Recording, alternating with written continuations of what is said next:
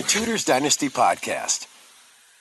Welcome to the Tudors Dynasty Podcast. I'm your host, Rebecca Larson.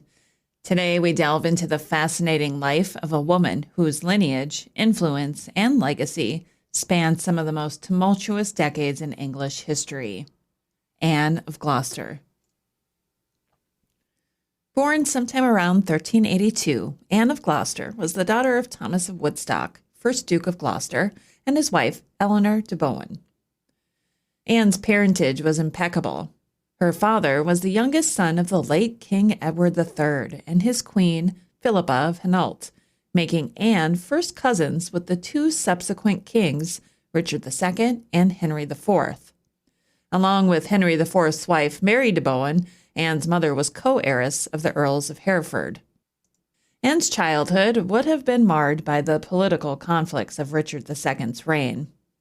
By the late 1380s, her father had set himself up in opposition to the king's tyrannical rule and his reliance on personal favorites. As a leader of the Lords Appellant, he was responsible for the arrest of Richard's favorites and the curbing of the king's powers.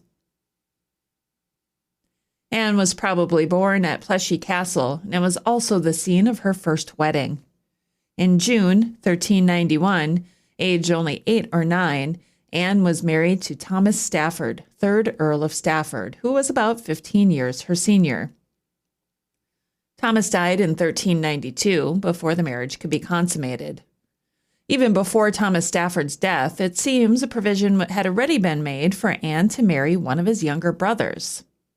The brothers William and Edmund were wards of Anne's father. The year after the elder boy, William, died in 1395, aged about 19, Anne was married to Edmund, now 5th Earl of Stafford. In the year following her marriage, Anne was to suffer further tragedy when her father was personally arrested by the king whilst recovering from illness at the family's home of Pleshy Castle in Essex. Thomas was transported to imprisonment in Calais to await trial, under the care of the Earl of Nottingham, from where his death was reported in September of the same year. A later inquiry established that Thomas, Duke of Gloucester, had been murdered, most likely on the night of the 8th of September, smothered under a mattress. The Duke was declared a traitor, and his lands and property were forfeited to the crown. Anne's only brother, Humphrey, was made a ward of King Richard II and was with the king in Ireland 2 years later, when Henry Bolingbroke invaded England and claimed the crown as Henry IV. The new king ordered Humphrey's return to England, but he died on the voyage home in August 1399, aged just 18. Anne's life was hit by 2 further losses in close succession. Her mother, Eleanor de Bohun, died on the 3rd of October, 1399. The chronicler, Walsingham, said that she died of a broken heart following the deaths of her husband and only son. Anne's unmarried sister, Joan, died in August 1400, with her only remaining sibling, Isabel, taking the veil at the Minoresses in London on her 16th birthday in April 1402, and became one of the greatest heiresses in the kingdom. From 1399, she was recognized as Countess of Buckingham, Hereford, and Northampton, and was made a Lady of the Garter in 1405. In these same years, Anne gave birth to 2 daughters and a son. Of her daughters, Philippa died young, and Anne would marry consecutively her cousins Edmund Mortimer, Earl of March, and John Holland, 2nd Duke of Exeter. Anne's only son by Edmund Stafford, Humphrey, was born in 1402 and would go on to become Duke of Buckingham. Loyal to King Henry VI at the outbreak of the Wars of the Roses, he would be killed at the Battle of Northampton in 1460. Humphrey's son, Henry, would be husband to Henry VII's mother, Margaret Beaufort. On the 21st of July, 1403, Anne was made a widow for the second time when Edmund was killed fighting for the king at the Battle of Shrewsbury. Still only in her 20s, Anne was left with 2 young children and a dower income of £1,500 a year. However, with her dower properties stretched across the strategically important Welsh marches, Anne's remarriage was of great interest to Henry IV. Of immediate concern was the security of those dower properties, giving Henry IV's ongoing conflict with Owain Glyndwr and the Welsh. Sir William Bourchier was dispatched to help protect Anne and her properties from any Welsh incursions, and it was with this same knight that Anne, taking her future into her own hands, contracted a secret marriage sometime before the 20th of November, 1405. The king was displeased with the clandestine marriage, and the couple were fined great sums. However, Bourchier, it seems, was highly charismatic, a capable soldier, and a valued administrator, all factors which, when added to his proven loyalty to the Lancastrian king, helped to ensure that the couple was soon forgiven. Sir William Bourchier would continue his impressive career under Henry V, fighting at Agincourt in 1415, after which he was appointed Constable of the Tower of London and took responsibility of the high-profile French prisoners captured in the battle. In letters, Anne described with pride the valiant prowess, wisdom, and good governance of her husband. The couple seems to have been genuinely in love and soon had a nursery full of children, with 4 sons and a daughter, all born before 1415. Anne promoted the careers of all of her children and arranged marriages for them. William and Anne's eldest, Henry, 1st Earl of Essex, was married to Isabel of Cambridge, daughter of Richard of Königsberg. A Yorkist supporter, he fought at the Second Battle of St. Albans and at Towton, dying in April 1483.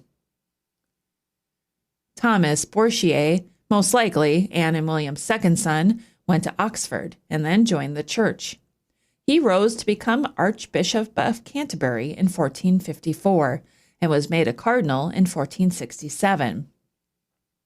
Although he was chancellor for a short time, in the reign of Henry VI, Thomas was a loyal supporter of the Yorkist cause, and it was Edward IV himself who wrote the Pope urging for Thomas's promotion to cardinal. In his position as Archbishop of Canterbury, Thomas crowned both Richard III and Henry VII. He died in 1486 and was buried next to the high altar in Canterbury Cathedral. Of their other sons, William Bourchier became Baron Fitzwarren in right of his wife, and Sir John Bourchier was created Baron Berners, following a marriage to Marjorie Berners. He was constable of Windsor Castle in the 1460s. Anne and William's only daughter, Eleanor Bourchier, John de Mowbray, 3rd Duke of Norfolk, and was the mother of another John, the 4th Duke. Although they seem to have been on opposing sides of the political spectrum, Humphrey Stafford remained close to his mother and his Bourchier half-siblings. Anne was widowed for a third and final time when William died at Troyes in 1420. His body was sent back to England for burial in Gloucestershire. Although not yet 40, Anne never remarried. Throughout her marriages and after, she was personally involved in estate management, and her letters demonstrate a sound business acumen. Anne had loyal and talented administrators who helped her fight for her interests. As Earl of Buckingham, Anne's father had revenues of £1,000 a year from the lordships of Oakham, Rutland, and Holderness, in Yorkshire. While Anne was cousin to the king, Henry V, both he and his father had resented the unequal division of the Bowen inheritance in her favor. Henry V was to eventually force a new settlement on the recently widowed countess in 1421, this time heavily weighted for the king's benefit, leaving Anne just £1,200 a year from her mother's inheritance. And even this often fell into arrears. Anne had a shared love of the church with her mother and was known for her piety and love of learning. She died in October 1438, around 55. Her will, written in the English tongue for the most profit, reading, and understanding, remembered her most true and diligent retainers. Anne of Gloucester, mother to combatants on both sides of the Wars of the Roses, and granddaughter of Edward III, was buried beside William in Gloucestershire.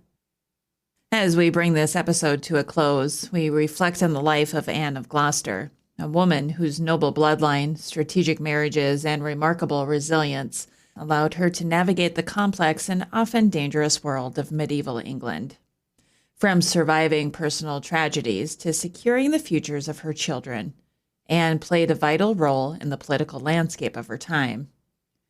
Her legacy, entwined with both the Lancastrian and Yorkist causes, would echo through the Wars of the Roses and beyond. A special thank you to Sharon Bennett Connolly for allowing me to use her article as a script for this podcast. Please see a link in the show notes for the article and Sharon's wonderful website. Well, that concludes another episode of the Tudors Dynasty podcast. Thank you so much for listening. If you love the show and would like to show your support, please consider becoming a patron over on Patreon. That's patreon.com/Tudors Dynasty. As a patron, you'll get commercial-free episodes, early access, some patron-exclusive content, and even discounts on upcoming webinars and lectures. Head on over to Patreon today to find out more information. And for as little as $3 a month, you can show your support. Thank you so much for listening. Until next time. The Tudors Dynasty Podcast.